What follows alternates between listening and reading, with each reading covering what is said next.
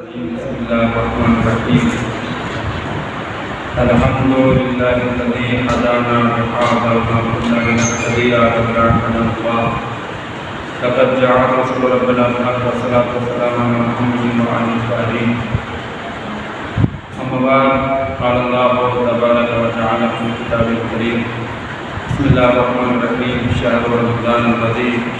انزل فيه القرآن هدى للناس وبينات من الهدى والفرقان. حضرات مومنین السلام علیکم. وعلیکم السلام ورحمۃ اللہ وبرکاتہ. آج اس سلسلے کا جو ہے وہ 8واں مرحلہ ہے اور انشاءاللہ آج کے درس میں ایک نیا موضوع انشاءاللہ آپ کی سماعتوں کے حوالے کیا جائے گا. سب سے پہلے ایک حدیث کہ جو ہمارے اور آپ کے رسول حضرت محمد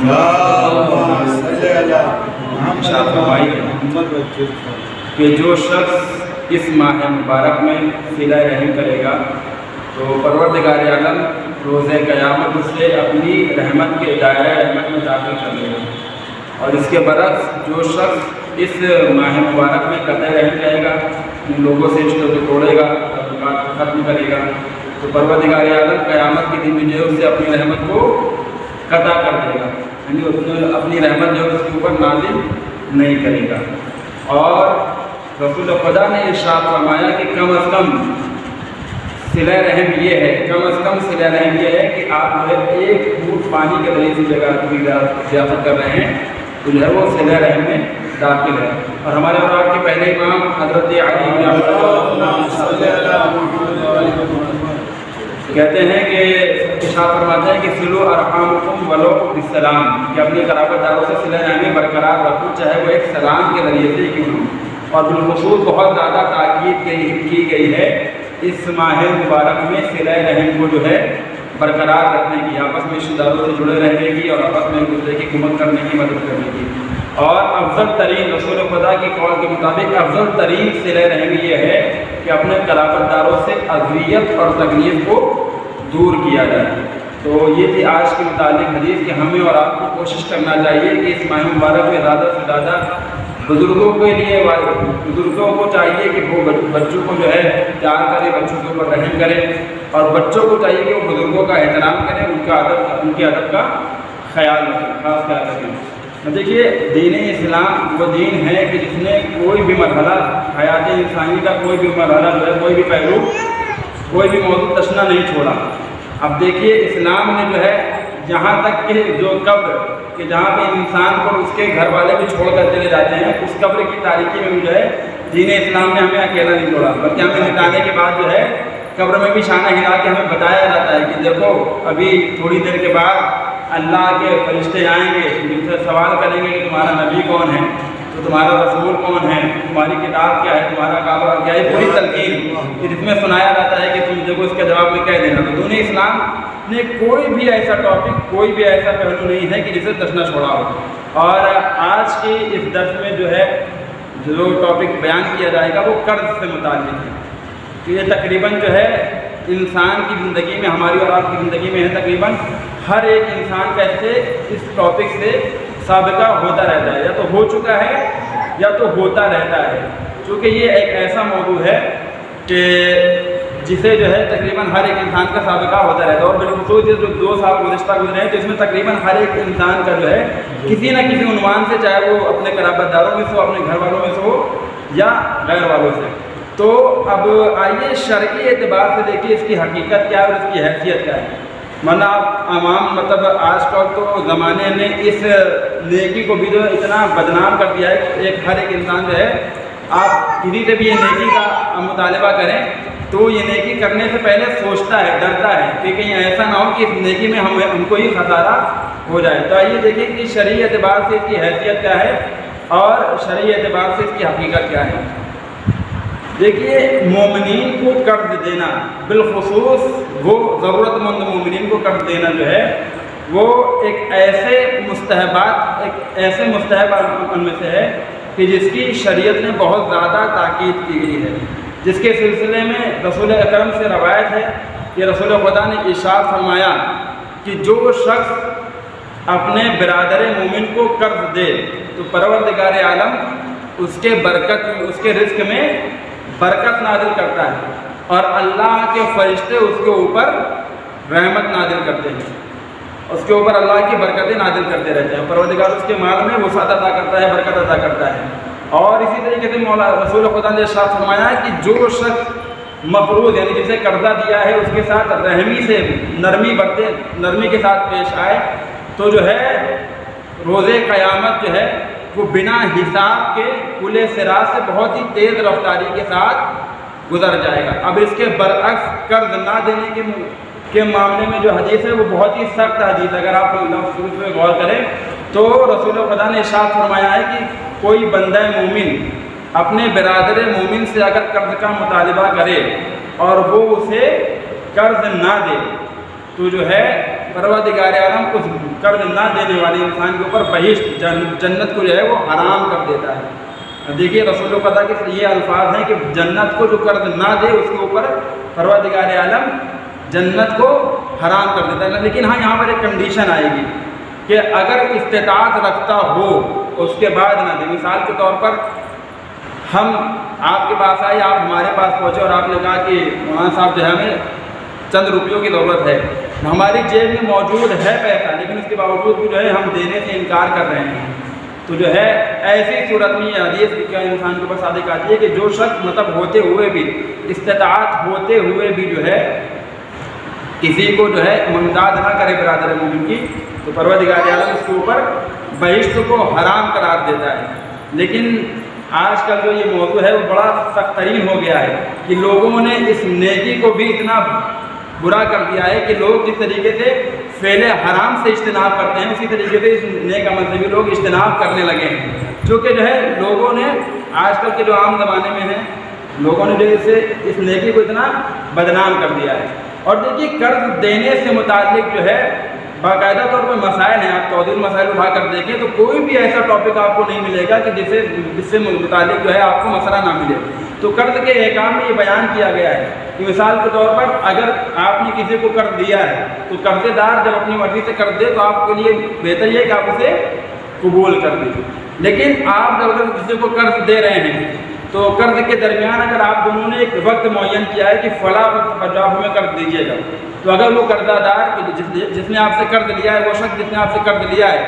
اگر وہ آپ کو جو وقت معین کیا گیا ہے اس سے پہلے اگر قرض دے رہا ہے تو آپ کے اوپر اختیار میں ہے چاہے آپ قرض لیں یا آپ کہہ دیں کہ نہیں ابھی بعد میں دے دینا، ابھی وقت سے پہلے اگر لوٹائے تو اس میں آپ کو اختیار ہے کہ آپ جو ہے اس سے منع کر دیں کہ نہیں ابھی جو ہے آپ بعد میں دے دیجیے گا، ہمارا جو آپ کا وقت معین تھا انشاءاللہ آپ اس وقت پہ ہمیں لا کے دے دیجیے گا۔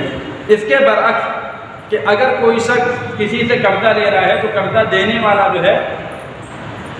دونوں کے درمیان آپس میں معاملہ ہو گیا کہ مثال کے طور پر ایک تاریخ ایک وقت معین ہو گیا کہ ہمیں جو ہے فلاں وقت تک ہم آپ کا قرض واپس لوٹا دیں گے، یا جو ہے قرض لینے والے نے کوئی جو ہے قید نہیں لگائی کہ ہم کب تک لوٹا دیں گے، تو اب جو ہے اگر وقت معین کیا گیا ہے کہ ہم فلاں وقت پر آپ کا قرض لوٹا دیں گے تو اب جو قرض دینے والا ہے اس کے لیے ضروری ہے کہ وہ جو ہے جب تک اس نے وقت معین کیا ہے تب تک جو ہے اس سے مطالبہ نہ کرے، اور جب وقت معین جو ہوا ہے اگر وہ وقت کمپلیٹ ہو جائے اس کے بعد جو ہے وہ حق رکھتا ہے کہ مطالبہ کرے، یا اگر ایسی صورت میں کہ بنا وقت معین کیے آپ ہمارے پاس آئے ہم نے آپ کو قرض دیا تو ایسی صورت میں جو ہے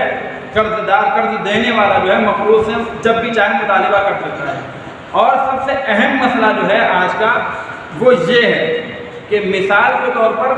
کہ اگر کسی انسان نے کسی سے قرض لیا ہے، یہ حدیث کی روشنی میں ہے یہ مسئلہ کہ اگر کسی شخص نے کسی سے قرض لیا ہے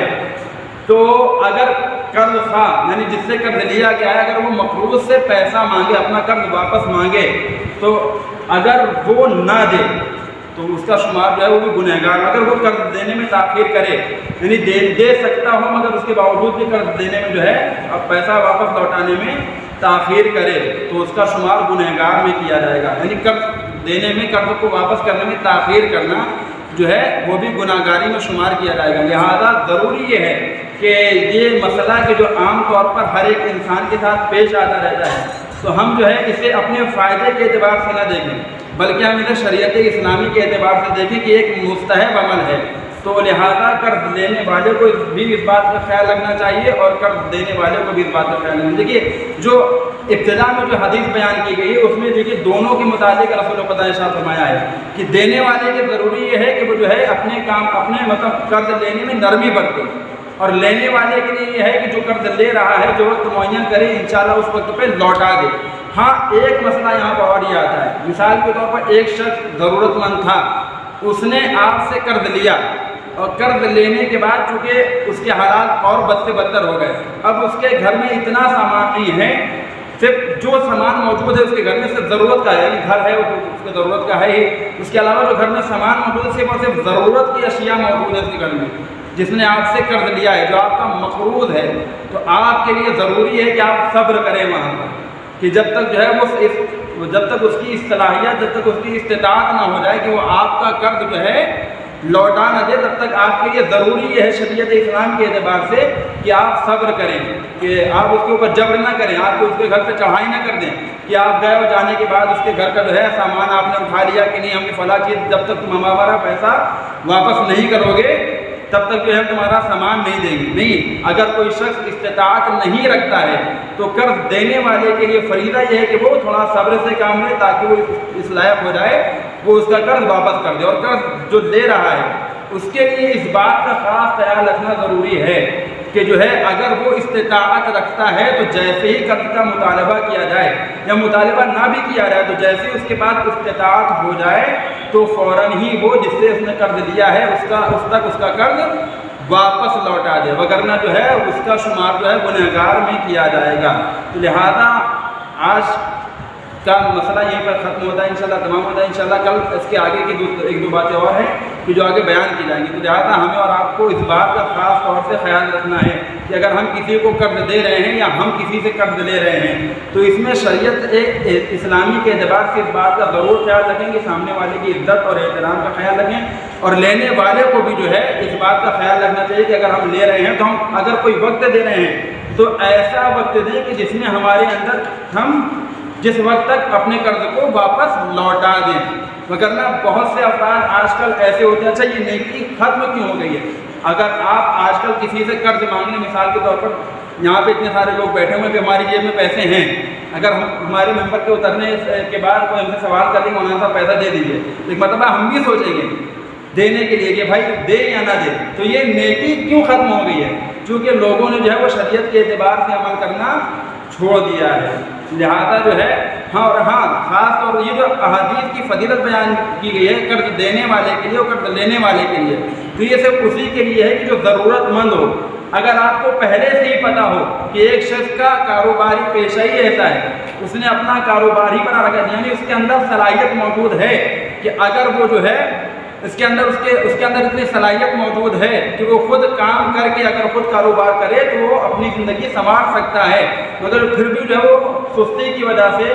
کاہلی کی بنا پر جو ہے وہ کام نہیں کر رہا ہے اور وہ جو ہے لوگوں سے قرض لے کے کھا رہا ہے یا لوگوں سے پیسہ مانگ رہا ہے، تو ایسی صورت میں جب آپ کو کسی کے شخص کے بارے میں یقین ہو جائے کہ ہاں اس کا کام ہی ایسا ہے کہ آج اس سے ادھار لیا کل اس سے ادھار لیا اور اس کا کام جو ہے صرف لینا ہے،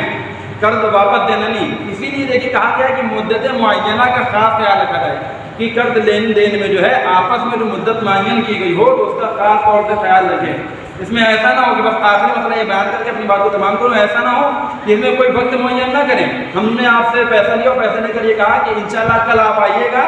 تو ہم کل آپ کو پیسہ بالکل کل ہم آپ کو بالکل دے ہی دیں گے، پیسہ لوٹا دیں گے۔ اب ہم کل پہنچے تو انہوں نے کہا آپ آج کیوں آ گئے؟ ہم نے کل کے لیے کہا تھا، ایسے کرتے کرتے بات کل پہ ہوتی رہے، ٹلتی رہے، تو ایسا نہ ہو۔ اگر کسی شخص کے بارے میں یقین ہو کہ اس کا پیشہ ہی ایسا ہے تب تو اس کو قرض دینے سے متعلق جو ہے کوئی حدیث کوئی روایات نہیں ہے، لیکن اس کے علاوہ ہمارا اور آپ کا فریضہ یہ ہے کہ اگر ہم، چونکہ اسلام جو ہے آپس میں جڑ کر آپس میں مل جل کر رہنے کا حکم دیتا ہے، لہذا ہم آپ جس معاشرے میں رہ رہے ہیں، جس سوسائٹی میں رہ رہے ہیں، جس جگہ پر رہ رہے ہیں، جس محلے میں رہ رہے ہیں، تو ہمیں چاہیے کہ آپس میں ایک دوسرے کا خاص خیال رکھیں اور ان تمام باتوں کا اسلامی کے اعتبار سے جو ہے خیال رکھیں تاکہ جو ہے آپس میں ہمارا بھائی چارہ اور محبت جو ہے برقرار رہے۔ وآخر دعوانا ان الحمد للہ رب العالمین، السلام علیکم ورحمۃ اللہ وبرکاتہ۔